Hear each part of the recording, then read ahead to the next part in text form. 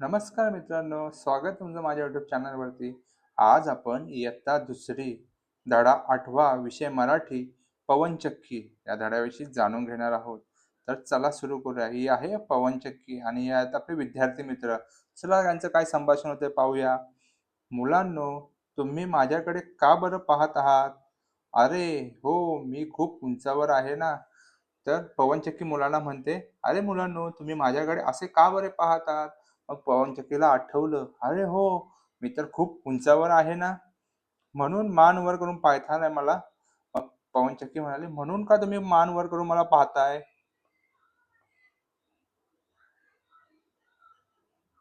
काही जणांना तर मी पंखाच वाटते. पण मित्रांनो, मी पंखा नाही बरं का.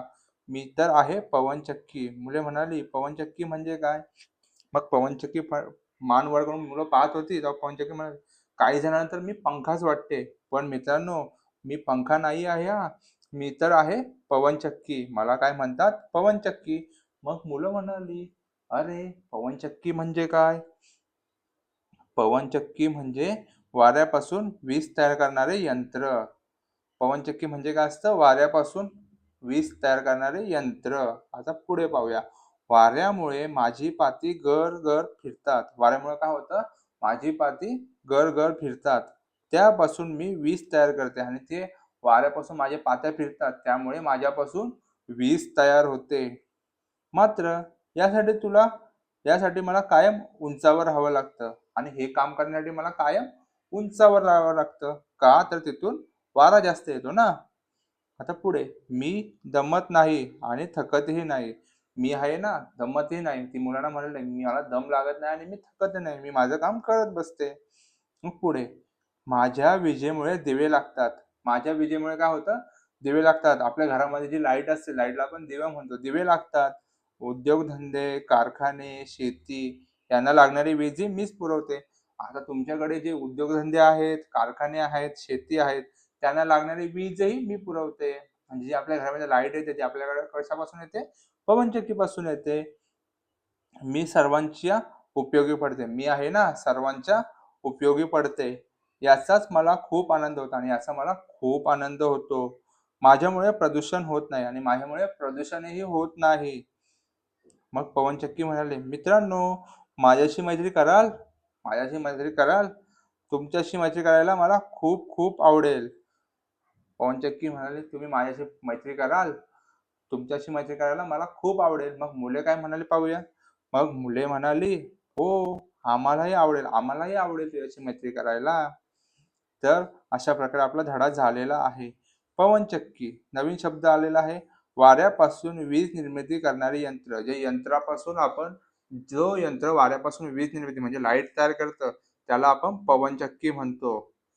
तर पवनचक्की म्हणजे काय? पहिला प्रश्न प्रश्न 1 उत्तरे लिहा. पवनचक्की म्हणजे काय? तर पवनचक्की म्हणजे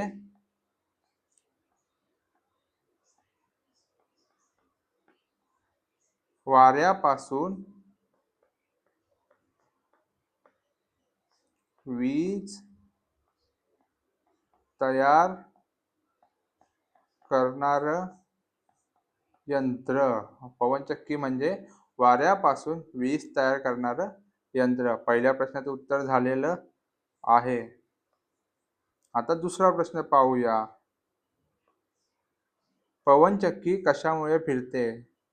तर याचं उत्तर आहे पवनचक्की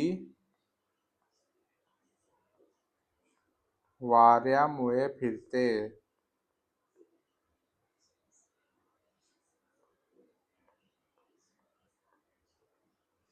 आता पुढचा प्रश्न पाहूया.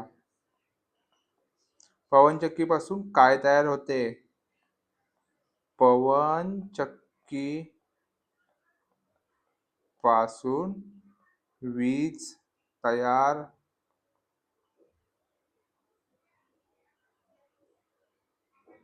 होते.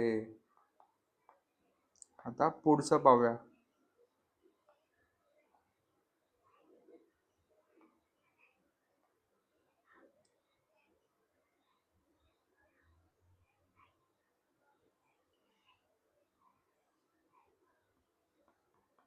पवनचक्की खूप उंचावर का असते?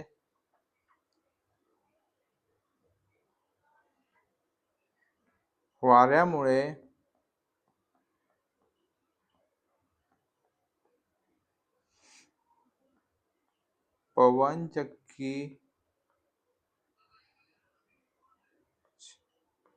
पवनचक्कीची पाती फिरतात, त्यामुळे ती उंचावर असते. अशी 4 प्रश्नोत्तरे झालेली आहेत. आता पुढे पाहूया. रिकाम्या जागी योग्य शब्द भरा. प्रश्न 2. मी खूप उंचावर आहे ना? माझ्या विजेमुळे, पहिल्याचं उत्तर झालं माझ्या विजेमुळे दिवे लागतात. तिसरं आहे मी वाऱ्याच्या गतीमुळेच वीज तयार करते. अशा प्रकारे प्रश्न दुसरा झालेला आहे. विचार करा व सांगा. पवन ऊर्जा व सौर ऊर्जा यांच्यातील वेगळेपण शिक्षकांच्या मदतीने जाणून घेऊन ते गटात सांगा. आता ते आज चर्चा करायची. पवनचक्की फिरण्यासाठी कोणत्या गोष्टी आवश्यक आहेत? तर वारा खूप गरजेचा आहे. उल्का-पाव खेळूया शब्दांशी. पावसाळ्यात येतो, डराव डराव करतो, पाण्याने जमिनीवर उड्या मारत फिरतो.